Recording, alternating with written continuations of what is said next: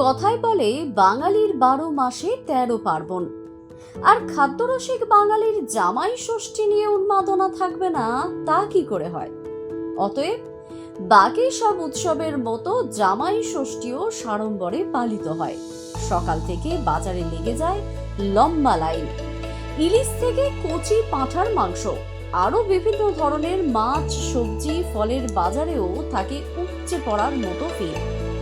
জামাইয়ের রসনায় যাতে কোনো খামতি না থাকে তার সর্বোচ্চ চেষ্টা করেন শ্বশুর মশাই, শাশুড়ি মা। তবে এবার মাছের বাজার খুব একটা ভালো হয়নি বলে শোনা যাচ্ছে মাছ ব্যবসায়ীদের কাছে। কিন্তু মিষ্টির চাহিদা একদম তুঙ্গে। জামাই ষষ্ঠী লেখা মিষ্টির জন্য চাহিদা দেখে অবাক মিষ্টি বিক্রেতারাও। আম, জাম, লিচুর সাথে পাকা কাঁঠালেরও কিন্তু জামাই ষষ্ঠীতে বেশ চাহিদা থাকে। শুধুমাত্র বাঙালি হিন্দুরা নন, বরং বর্তমানে সব ধর্মের মানুষ এই জামাইকে আদর যত্ন করার এই রীতি এই নির্দিষ্ট দিনে পালন করছেন। আর শুধুমাত্র বাড়িতে খাওয়া দাওয়া নয়, সন্ধেবেলায় বেড়াতে গিয়ে আনন্দ করা থেকে জমিয়ে আড্ডার সঙ্গে এই দিনটা একেবারে উৎসব মুখর হয়ে ওঠে। আজ জামাই ষষ্ঠী।